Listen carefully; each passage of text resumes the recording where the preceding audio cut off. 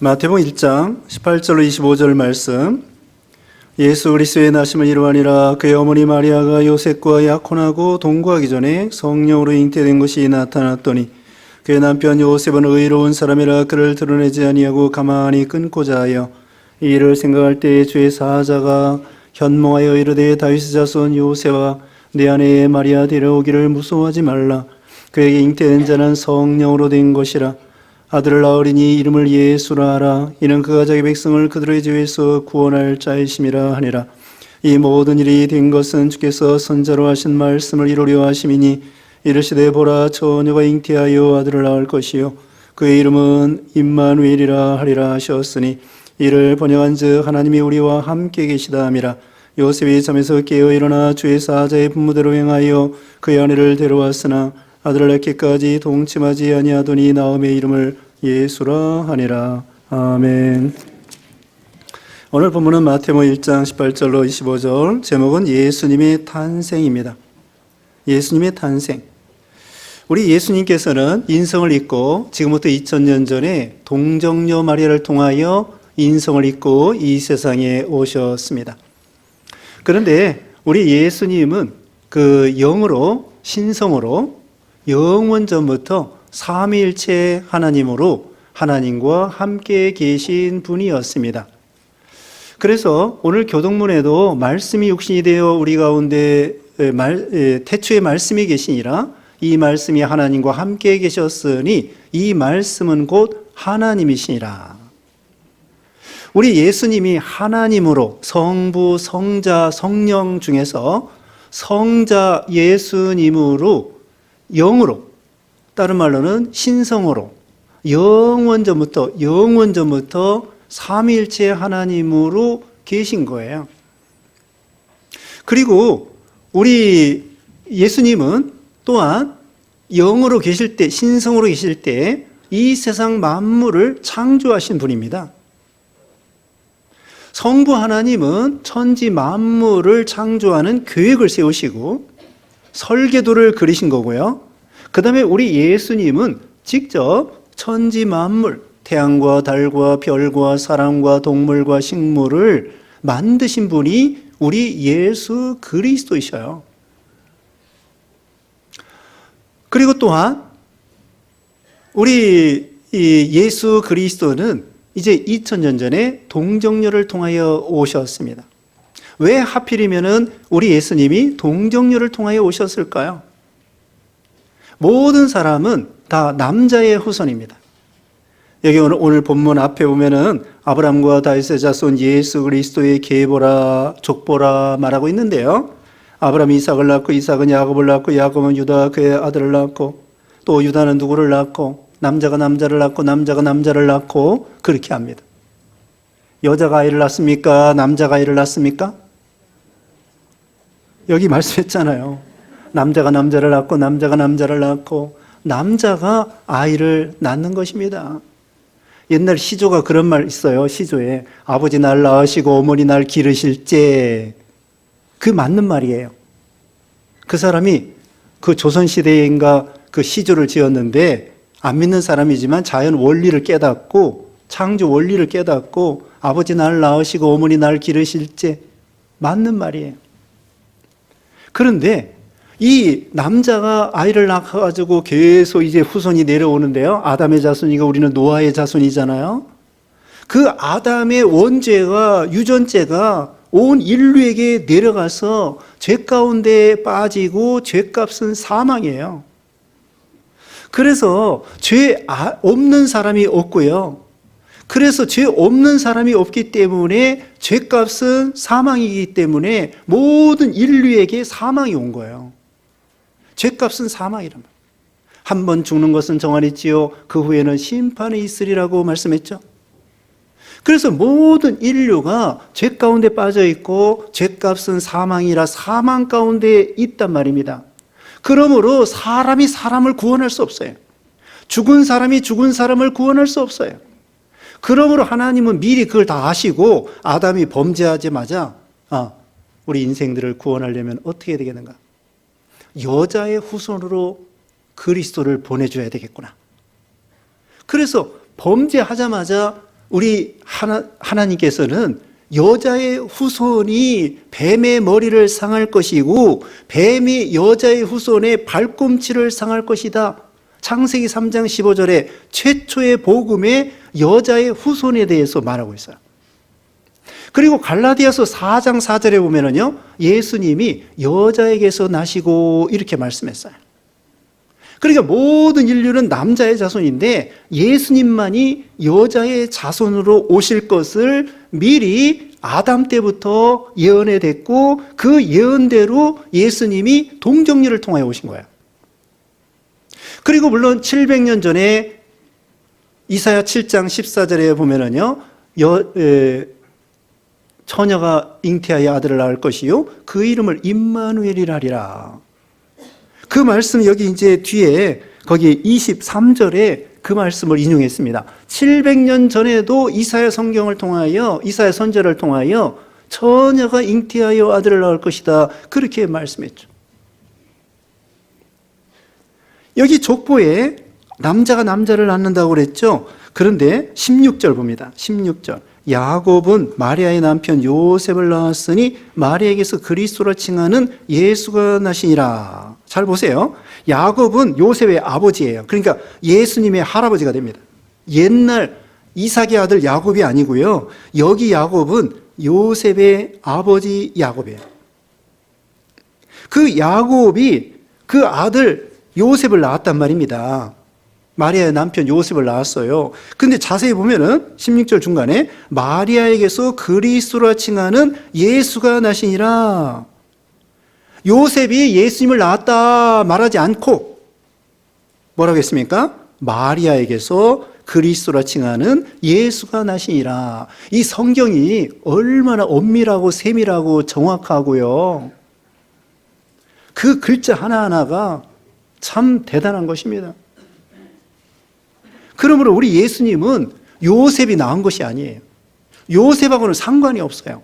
여기 말 그대로 성령께서 18절에 그랬죠. 성령으로 잉태된 것이 나타났으니 성령께서 이 마리아에게 역사해가지고 아이를 낳게 하여 주신 것입니다. 그러므로 남자 상관없이 여자에게서만 낳았기 때문에 유전죄가 없는 거예요. 원죄가 없는 거예요. 어떤 사람은 예수님의 동정녀 탄생을 인간의 이성으로 믿지를 못해요. 과학적으로 그게 맞냐? 그건 믿지 못하겠다. 그런데 창조주 하나님, 이 우주 만물을 하나님이 창조했다는 것을 믿는 사람은요, 전지전능하신 하나님께서 동정녀를 통하여 그리스도 보내준 거 왜 믿지 못하겠습니까? 창조주 하나님을 믿을 수 있는 사람은 예수님이 동정녀를 통하여 오셨다는 것을 믿을 수 있는 거죠. 근데 이 세상의 자연 만물 중에서는요, 단성생식이라는 것이 있습니다. 단성. 처녀생식. 여기 처녀라고 그랬죠? 재밌는 것이 뭐냐면요, 처녀생식이라는 것이 팔데노스 제네시스예요. 팔데노 제네시스. 그 팔데노스라는 게 처녀라는 거예요. 여기 처녀 있죠?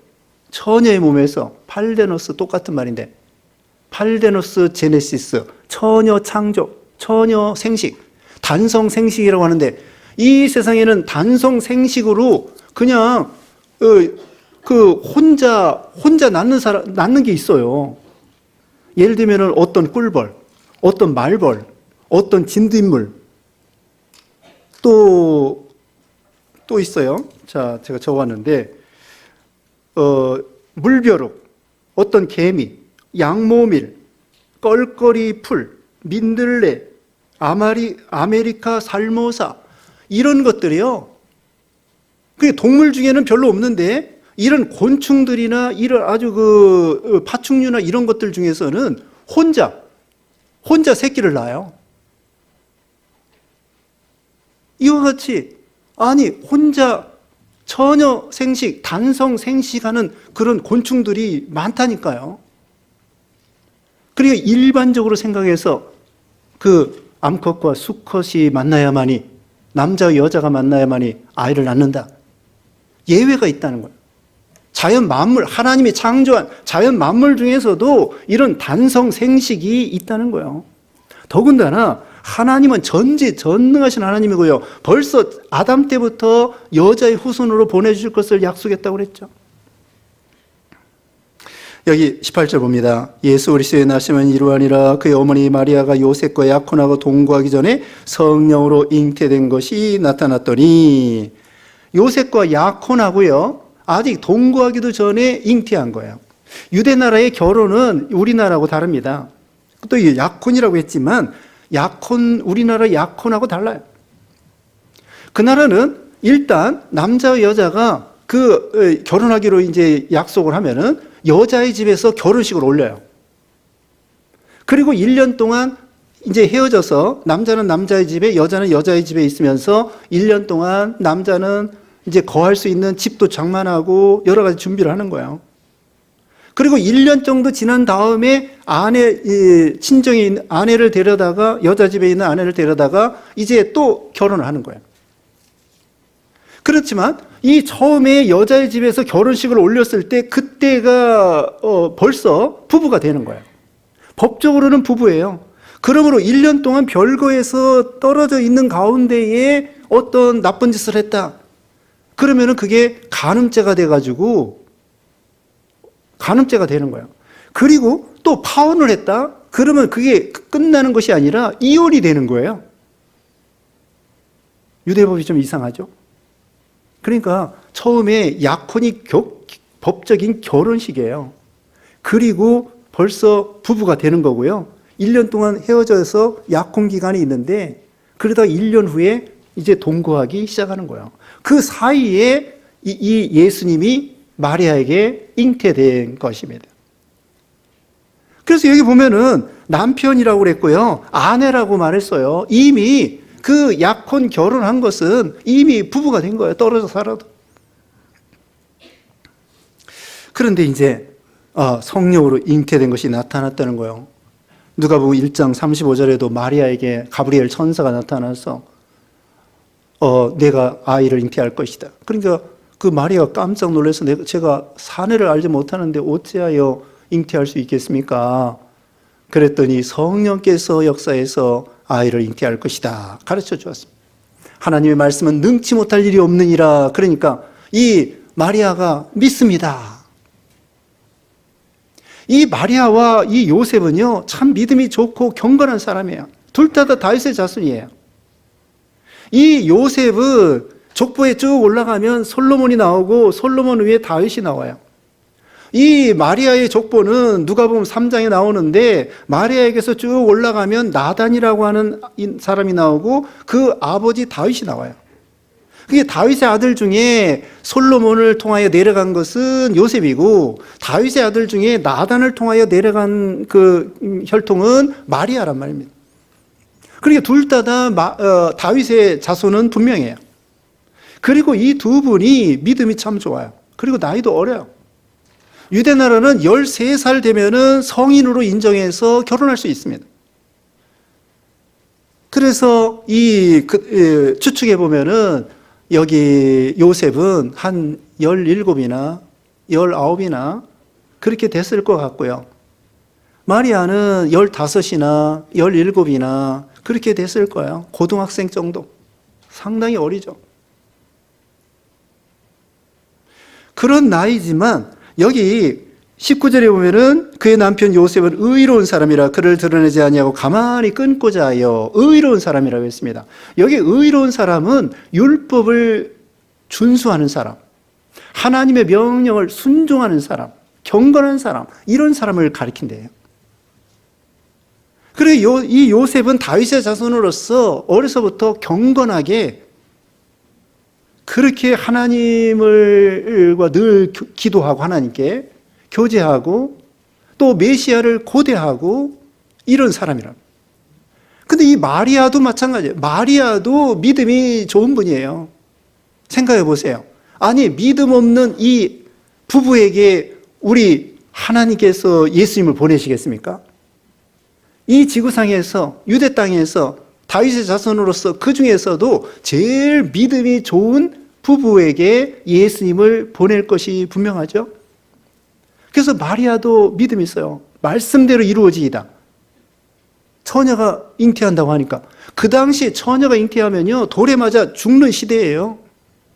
그러니까 어떻게 보면 목숨 걸고 잘못해서 목숨을 잃어버릴 수도 있지만 그 하나님의 큰 구원 역사에 그 예수님을 잉태한다는, 메시아를 잉태한다는 이 놀랄만한 기적, 은혜, 이것에 감사한 거죠. 죽으면 죽으리라 하면서.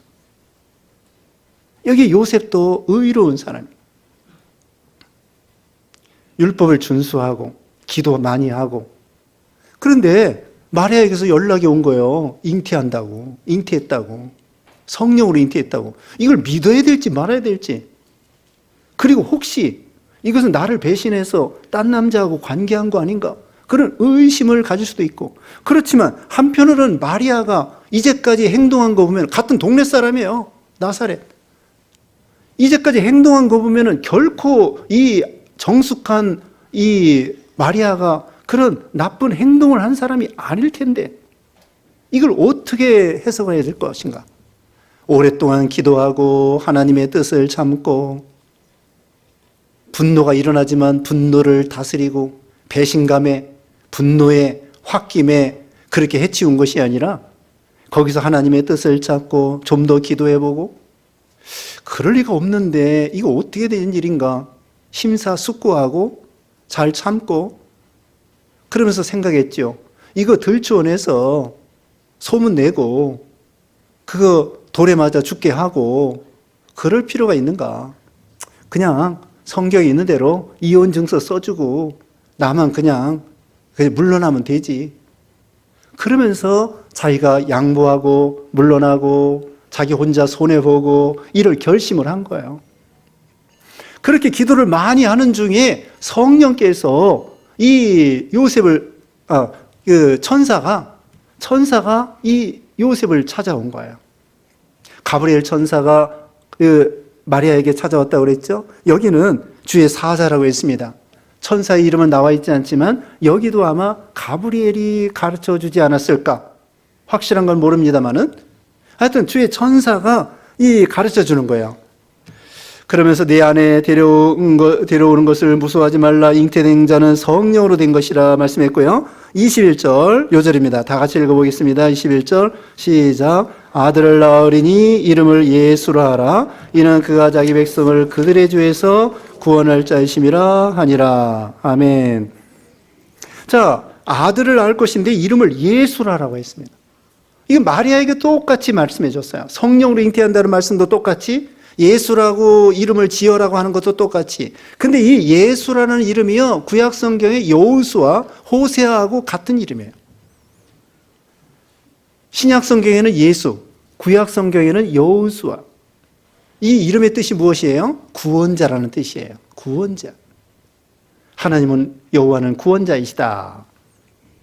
그런데 천사가 해석하기를 그냥 구원하는 것이 아닙니다. 무슨 경제적인 데에서 구원해주고 가난해서 구원해주고 그 당시에 로마 나라 속국이었는데 로마 나라에서 구원해주고 병든자에서 구원해주고 그게 아니라는. 이게 뭐라겠습니까? 자기 백성을 그들의 죄에서 구원할 자다. 예수님은 죄에서 구원하러 오신 거예요. 이 세상의 정치적인 그 로마 나라에서 해방시켜주는 해방자가 아닙니다. 죄에서 해방시켜주는 그런 예수님이셔요. 그런데 우리 예수님만이 우리를 죄에서 구원할 자라는 것입니다. 앞에서도 말씀했습니다. 예수님이 동정녀를 통하여 오셨기 때문에 죄가 없는 것입니다. 또 이 세상 태어나서 예수님이 본 죄가 없으셔요. 예수님은 죄가 없기 때문에 죄인들을 구원할 수가 있는 것입니다. 예수님이 죄가 있다고 하면은 우리를 구원할 자격이 없어요. 예수님은 바로 우리의 죄에서 온갖 나쁜 것이 다 나온 것입니다. 죄값은 사망이라고 그랬죠. 죄로 인해서 사망과 마귀의 종로로 음탕과 또 미신과 이제 연초가 되면은 뭐 토종비열 본다, 미신에다가 뭐 손은 눈날이다, 뭐 장명이다, 뭐라, 또 뭐 궁합이다, 사주팔자다. 그거 다 사람 속이는 거고. 그런 종노릇. 자, 죄 때문에 우상 섬기고, 죄 때문에 교만하고, 죄 때문에 질병이 오고, 죄 때문에 사망이 오고, 죄 때문에 슬픔과 저주와 심판과 괴로움과 외로움과 고통과, 이것이 다 죄 때문에. 근본적인 문제를 예수님이 해결해 주러 이 세상에 오신 거예요. 죄값은 사망, 어둠, 이것을 빛으로 오셔서 다 해결해 주러 예수님이 오신 거죠. 그래서 우리의 모든 죄를 사할 수 있는 분은 오직 예수님밖에 없다는 거예요. 예수라는 이름 자체가 구원자라는, 우리를 죄 가운데서 구원해 준다는 뜻이고요. 그리스도는 무슨 뜻일까요? 그리스도는 히브리어로 메시아인데, 이것은 기름 부음을 받은 자다. 구약시대에 기름 부음 받은 자가 세 가지 직분이 있습니다. 선지자, 제사장, 왕입니다. 예수님은 만왕의 왕으로서, 만주의 주로서 오시고, 또 대선지자로 오시고, 대제사장으로 예수님이 오신 거예요. 선지자, 제사장, 왕. 그래서 그리스도 메시아라는 것은 다른 말로도 그것도 구원자라는 뜻이에요. 우리를 구원하러 오셨다는 거예요. 예수 그리스도 이름 자체가 그리스도, 구원자라는 거예요. 누구든지 주의 이름을 부르는 자는 구원을 얻으리라. 천하 인간의 구원 얻을 만한 이름, 예수 이름 외에는 우리에게 주신 일이 없다는 거예요. 주의 이름을 부르는 자는 구원을 얻으리라. 우리가 주여, 예수님 부르면 구원을 받는다는 거예요. 울어도 안 됩니다. 참아도 안 됩니다. 고행해도 안 됩니다. 다른 이름, 예수 이름 말고 다른 이름 수없이 불러도 소용없습니다. 예수 이름을 부를 때, 주여, 주 예수님 부를 때 우리를 구원해 주신다는 거예요. 얼마나 아름다운 이름입니까? 지난 시간에 말했죠. 예수님께서 낮아지시고 겸손하시니까 하나님이 그를 지극히 높여 모든 이름 위에 뛰어난 이름을 주사 모든 사람이 그 앞에 무릎을 꿇고 주여 한다고 말씀했죠. 뛰어난 이름, 영광스러운 이름, 능력의 이름, 아름다운 이름, 거룩한 이름, 사랑의 이름, 예수 이름. 그 다음에 예수님의 또 다른 이름이 있습니다. 별명이라고 그러죠. 별명. 그것은 23절에 있는데요. 보라, 처녀가 잉태하여 아들을 낳을 것이요 그의 이름을 임마누엘이라 하리라 하셨으니 이를 번역한즉 하나님이 우리와 함께 계시다 함이라. 이 말씀은 앞에서 말씀했는데요. 이사야 7장 14절에 보라, 처녀가 잉태하여 아들을 낳을 것이요 그 이름을 임마누엘이라 하리라, 그렇게 말했습니다. 그 예언대로 700년 전에 예언한 대로 예수님이 드디어 오셨다는 거예요. 이것을 요셉에게 가르쳐 주는 거예요. 그래서 요셉이 이 말을 듣고서는 너무 참 황송한 거죠. 원더풀. 신기한 거구나. 아, 구약시대 수천 년 동안 고대하던 메시아가 드디어 우리 가정을 통하여 오신다니, 이게 얼마나 영광스러운 것인가. 이것은 전무후무한 일입니다. 예수님이 처녀를 통하여 오시고 이 요셉의 가정에 오는 것은 두 번, 세 번 있을 수 없는 전무후무한 하나님의 기적이고 징조이고 역사이죠. 그런 일이 많아요. 그래서 예를 들면은 그 예수님에게 나귀 바친 거 전무후무한 일이에요. 예수님에게 무덤 바친 거, 아리마대 요셉이가 예수님에게 새 무덤 바친 거 전무후무한 일이에요. 그와 같이 예수님에게 향유를 부은 거, 예수님이 이 가정에 오셨다고 하는 것은 놀랄만한 그 가문의 대단한 영광이죠. 그렇다고 이 요셉과 마리아가 믿음이 좋긴 좋지만은요, 하나님 자리에 올려놓으면 안 됩니다. 천주교에서는 마리아를 하나님의 어머니라 해가지고, 예수님이 하나님이니까 이 마리아는 그 어머니니까 더 높은 분이라고 생각해요. 아니에요. 그래서 마리아를 갖다가 원죄도 없다, 동생들 낳지 않았다, 예수님의 동생 낳지 않았다, 원죄도 없다, 승천했다, 별 좋은 걸 다 갖다 붙이는데 아니에요. 마리아도 예수님을 통하여 구원받아야 될 죄인이라는 거죠. 예수님은 임마누엘, 하나님이 우리와 함께 계시다. 임이라는 것은 함께, 만우, 우리와. 그리고 엘은 하나님이셔요. 하나님이 우리와 함께 계시다. God with us. 하나님이 우리와 함께 계시다. 하나님이요, 영으로만 계시면은 우리 인간이 하나님께 대해서 조금밖에 몰라요. 그러므로 하나님께서는 그 예수님을 보여주시려고 하나님을 보여주시려고 예수님이 사람의 몸을 입고 이 땅에 오신 거예요. 그래서 예수님을 본 자는 하나님을 본 자라고 했습니다. 하나님은 우주에 충만하시고 우주보다 더 넓으신 그 무한하신 하나님인데 완전한 거룩, 완전한 빛이기 때문에 우리가 하나님을 전체를 볼 수 없어요. 부분만 볼 수 있습니다. 뒷모습만 볼 수 있습니다. 그리고 예수님을 통하여 하나님을 보는 거예요. 직접 볼 수가 없기 때문에 예수님을 통하여 하나님을 보는 거고, 예수님은 하나님께 대해서 계시의 최고봉이고 계시의 절정이에요. 예수님을 보면 하나님을 보는 거예요. 하나님을 보여주기 위해서 예수님이 임마누엘로서 이 땅에 오신 거고요. 또 사람이라야 사람의 죄를 해결할 수 있습니다. 1억 원의 빚을 졌으면 아버지가 갚아주든지 친구가 갚아주든지 갚아줘야 되는 것처럼 사람이 죄를 졌기 때문에 형벌, 사망을 당해야 되는데 누군가는 대신 형벌을 받아야만이 죄의 문제가 해결되는 거예요. 그래서 예수님이 사람의 몸을 입고 오신 거예요. 무슨 소나 말의 몸을 입고 오신 거 아니에요. 소용없어요. 사람의 몸을 입고 오셔야 그분이 죽어야 사람의 죄를 대신 갚아줄 수 있는 거예요. 소나 양이 죽어도 소용없습니다. 예수님이 죽어야 돼요. 죄를 짊어지시고 죄 없으신 예수님이. 그래야 우리 죄가 해결되는 거죠. 그래서 예수님이 하나님의 아들이신데 삼위일체 하나님이신데 인간의 몸을 입고 이 땅에 오셔서 임마누엘로서 하나님이 우리 사람과 함께 동거하고 싶고 같이 교제하고, 이제 예수님이 우리와 똑같은 몸을 입고 오셨기 때문에 예수님도 배고프시고 눈물을 흘리시고 찔리면 아프시고, 그래서 우리는 예수님을 만져볼 수 있고 제자들이 볼 수 있고 교제할 수 있고 같이 동행할 수 있고 손잡고 다닐 수도 있고.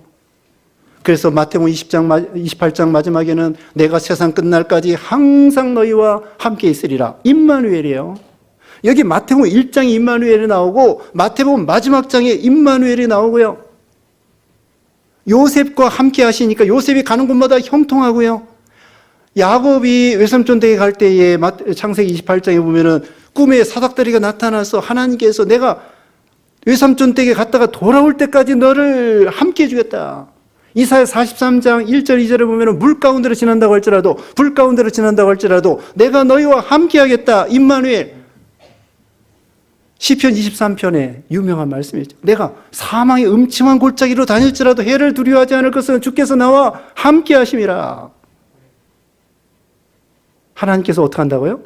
세상 끝날까지 항상 임마누엘로서 우리와 함께 계신다는 거예요. 함께 계시는 것을 믿으시기 바랍니다.